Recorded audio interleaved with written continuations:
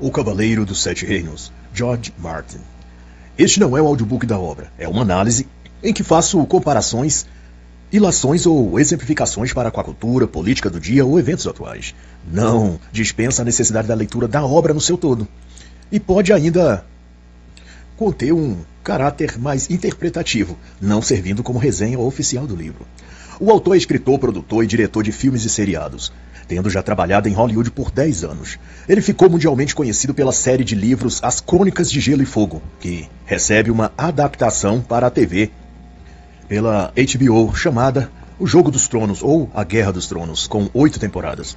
O livro narra a saga de Dunk, um cavaleiro andante que peregrinou pelos 7 reinos de Westeros, após Sir Arlo, de quem ele foi escudeiro, falecer de doença já na velhice.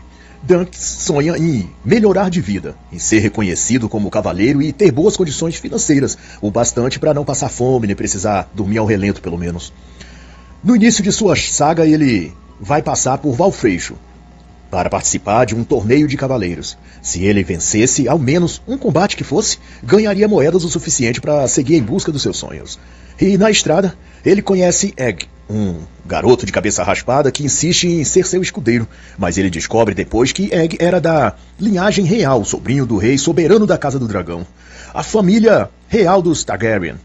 E nesse trecho, Dunk, agora chamado de Duncan o Alto, se mete em uma briga para salvar uma donzela em perigo, como é típico dos contos de heróis. A dama era a senhorita Tanselle, uma jovem que trabalhava numa caravana itinerante movimentando bonecos de fantoche.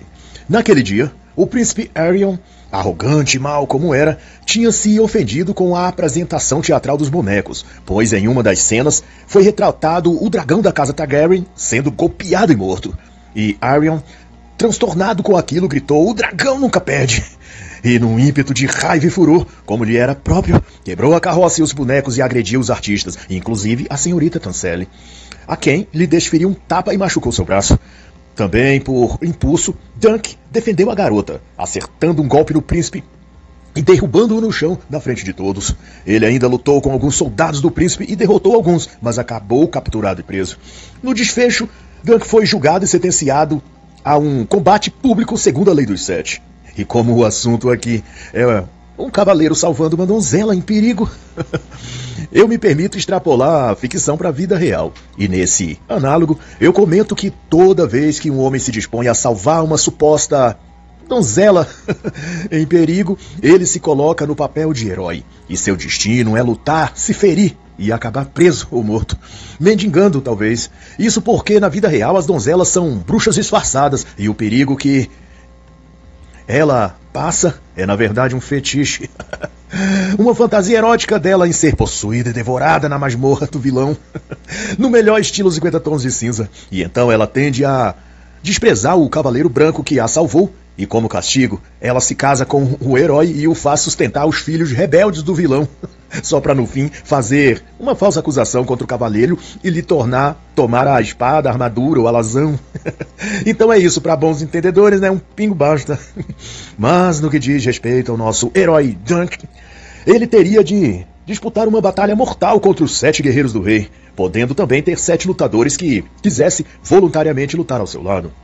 E na manhã da grande luta, Dunk estava sem muitas esperanças, mas Sir Steffron, um antigo desafeto do rei e de seus filhos, aceitou combater pela causa do cavaleiro Dunk e trouxe outros que também não gostavam do rei. No caminho para o local da disputa, as pessoas cumprimentavam Dunk e lhe davam palavras de apoio. As donzelas jogavam-lhe beijos e lhe faziam declarações de amor. Comovido, ele perguntou à sua equipe por que aquelas pessoas estavam ao seu lado. No que o ferreiro, o Sr. Pate, que tinha trabalhado no seu escudo e armadura, lhe respondeu: "Elas estão com você porque você é um cavaleiro que ainda se lembra dos seus votos." E isso também dá margem para um breve comentário. Isso à parte do livro, né? No sentido de que, quando a gente esquece o nosso propósito na vida, passamos a ser conduzidos por vícios, paixões ou influência de pessoas sem escrúpulos que só nos levam para a baixeza e para a vilania. Assim, era grande parte dos cavaleiros de Westeros, que já haviam perdido o propósito e vocação, e faziam o contrário do que dizia o código de honra dos cavaleiros, que se resumia em praticar o bem e a verdade, a ajudar o necessitado e a defender os desamparados e oprimidos. a prezar a justiça, a viver e morrer pela verdade, e a sempre manter suas promessas.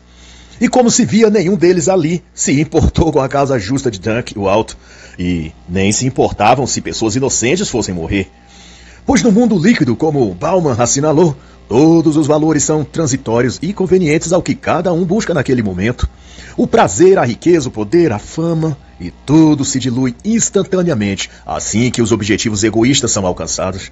Dunk, no entanto, era o oposto disso. Ele prezava os valores e virtudes e buscava um sentido maior em cada uma de suas ações. E essa era a moral cavaleiresca dos tempos medievais que encontrava abrigo na moral católica cristã e que em diversos aspectos se respalda na vida dos santos católicos de todos os tempos, desde os mártires dos primeiros séculos aos grandes patriarcas medievais. E por essas e por outras, eu recomendo as obras que tratam do assunto A Cavalaria, o espírito que formou a cristandade, de Léon Gautier. A obra está em 2 volumes, publicada pela editora Caravelas. Mas então, outros cavaleiros lembraram dos seus votos e recuperaram o propósito de vida e lutaram ao lado de Dunk. E superaram Aerion e seus comparsas, e Dunk livrou-se da pena da morte. O rei quis, depois disso, fazer de Dunk o tutor de Egg no Palácio Real, mas ele se recusou e o monarca permitiu que Egg o seguisse como escudeiro.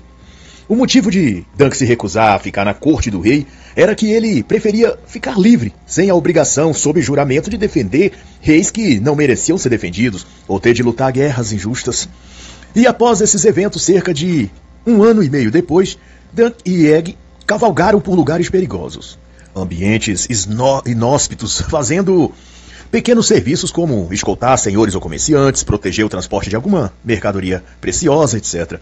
E nesse entremeio, Dunk repassava a Egg as lições que ele tinha aprendido de Sir Arlan quando era seu escudeiro. E uma das lições era: quando você se dispor a fazer algo, sempre faça mais do que esperam de você, nunca menos. E esse conselho, fazendo eu uma digressão para fora da ficção, tem a ver com a nossa vida no exato sentido do que também ensina o ex-Navy SEAL americano David Goggins no seu livro Nada Pode Me Ferir. Na lição 4 ele fala do padrão de excelência e ensina que devemos sair da mediocridade se quisermos desenvolver uma mentalidade de campeão. E isso é possível passando a fazer um pouco mais em relação a tudo que nos é delegado a fazer. Quaisquer tarefa que for, se temos um trabalho a executar ou algo para estudar, uma atividade, o que for, devemos fazer mais e melhor do que uma pessoa mediana faria. Devemos impor a nós mesmos um padrão de excelência superior e nos forçar a fazer um pouco melhor do que as pessoas comuns fariam. E com o tempo esse se tornará o nosso próprio padrão. E então nos habituaremos a fazer mais e melhor que qualquer pessoa.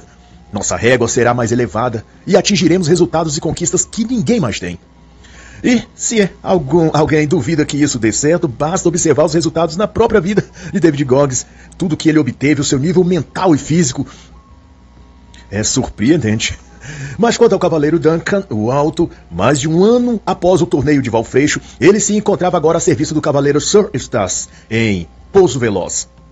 Sir Stas era o último do seu nome e seus filhos tinham morrido durante a primeira rebelião do Dragão Negro e sua filha, falecida na Praga da Primavera.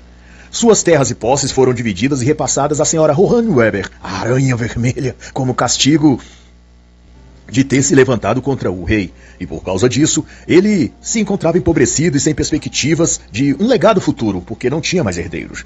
Dunk aceitou então trabalhar para ele porque via nele também valores como firmeza, coragem, retidão, justiça, e isso traz uma reflexão de que muito daquilo que somos tem influência de com quem convivemos, ou seja, as pessoas que deixamos entrar na nossa vida determinam boa parte daquilo que seremos como seres humanos. O perfil das pessoas com quem nos relacionamos a nível de amizade, de relação amorosa, ou até de convivência familiar, parentesca, né, digamos, diz muito sobre quem somos ou de quem nos tornaremos no futuro.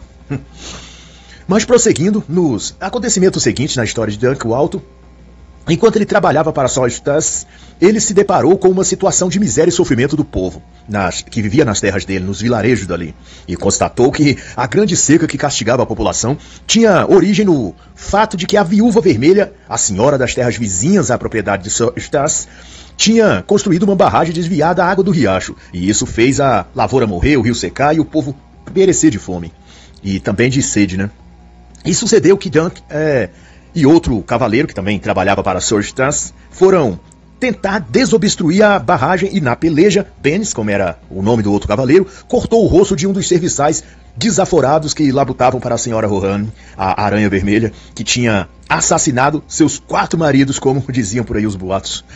Ao saber da agressão, ela preparou seu pequeno exército para retalhar o Sir Eustace e, capturando e matando o cavaleiro Pennis, era o plano dela, mas Eustace enviou Dunk para negociar a paz, oferecendo a ela uma certa quantidade de moedas de prata. Mas ela recusou e esbofeteou o próprio Dunk no rosto e exigiu o preço de sangue pela ofensa feita ao seu funcionário. A alternativa foi então de Dunk lutar contra o campeão da senhora Rohan. E o resultado foi favorável a Dunk, mas isso lhe custou ossos quebrados, sangue e cicatrizes. E ao fim um acordo então foi firmado e a senhora do Fosso Gelado, como era também chamada, a Viúva Vermelha, se casou com o velho cavaleiro do Leão Xadrez, que era o Sir Eustace, o que unificou as 2 casas e terras, mas isso não impediu que na despedida de Dunk, pois ele tinha decidido continuar a peregrinar pelos 7 reinos, a senhora Honey Weber, recém-casada, lhe roubasse um beijo. E nessa batalha, ao que se vê, Dunk tinha conquistado a paz e também o coração da viúva. Mas, passado todo esse desfecho do casamento entre os senhores Eustace e a Viúva Vermelha, Dunk se dispôs a uma nova jornada. Então ele e Egg foram a conhecer a Grande Muralha ao norte, defendida pela Patrulha da Noite contra os selvagens e contra os vagantes brancos. Contudo, no trajeto a esse destino, o cavaleiro e seu escudeiro encontraram um grupo de outros cavaleiros e senhores abastados que lhe fizeram o convite para participar de um torneio de casamento, uma competição em celebração ao casamento de um nobre rico, em Alvas Paredes. Se ganhasse, em qualquer disputa que fosse, o dinheiro seria suficiente para Dunk garantir comida, mantimentos e até um cavalo novo, indo aí a sua peregrinação até a região norte para conhecer a Grande Muralha. E então o cavaleiro misterioso que fez esse convite a Dunk e adotava o pseudônimo de violinista, depois soube-se que se tratava do descendente do filho bastardo de Aegon Targaryen, que foi legitimado no leito de morte por seu pai. Daemon, o filho legítimo, herdou o trono do pai, mas foi contestado por Daemon e isso levou a uma ruptura entre os Targaryen, ou seja, entre a Casa do Dragão Vermelho e a Casa do Dragão Negro. O filho bastardo representava o Dragão Negro e saiu derrotado na grande rebelião Blackfyre. E ali diante de Dunk estava um dos herdeiros do Dragão Negro, querendo outra rebelião para tomar o Trono de Ferro, e dessa vez queria a ajuda do Cavaleiro Dunk, o Alto. Mas a grande trama era que a pretexto de um suposto roubo do ovo do dragão, que seria presenteado ao vencedor do torneio, Dunk foi acusado de conspirar contra o rei, e teve de lutar para provar sua honra e lealdade, mas também por sua própria vida. Ao custo de ser esfaqueado no braço, de ter seu crânio quase esmagado por um golpe na arena, e também perder a sua espada, sua armadura e seu cavalo. E essa parte em particular merece um comentário. Essas tramas envolvendo os dragões negro e vermelho se parecem com a rotina política de Brasília, onde cada um tenta sua trama particular, e todos querendo tirar o máximo de benefícios, arrancando um pedaço do trono de ferro para si, se é que você me entende, ou ter um ovo do dragão para chamar de seu. Nesse caso, uma licitaçãozinha, um desviozinho de verba, alguma coisa nesse sentido. Ai, ai. Mas então, Brasília, no governo Lula, é a Westeros do tempo do Cavaleiro dos Sete Reinos, ou seja, o irmão de Lula, líder do sindicato envolvido no roubo dos aposentados, o ministro de Lula fingindo que não via nada enquanto recebia a sua parte, já Lula aumentando impostos e vendendo o Brasil para a China, e Janja, a mulher de Lula, gastando dinheiro público com viagens de luxo. E enquanto isso, o Senado e o Legislativo fazendo a dança do dragão de 9 dedos diante dos bobos da corte do STF. Mas se na Casa do Dragão tinha Dunk e Egg para frear a revolução, Deus ajude que o Brasil também se levante cavaleiros virtuosos para enfrentar a Casa do Dragão, composta pelo governo Lula, STF e os partidos de esquerda e centrão. Ou melhor, em vez de Casa do Dragão, é Casa do Ladrão. E assim está escrito. E a condenação é esta: que a luz veio ao mundo, e os homens amaram mais as trevas do que a luz, porque as suas obras eram más. João 3, 19 a 21. E assim encerra a análise da obra O Cavaleiro dos Sete Reinos, de George Martin.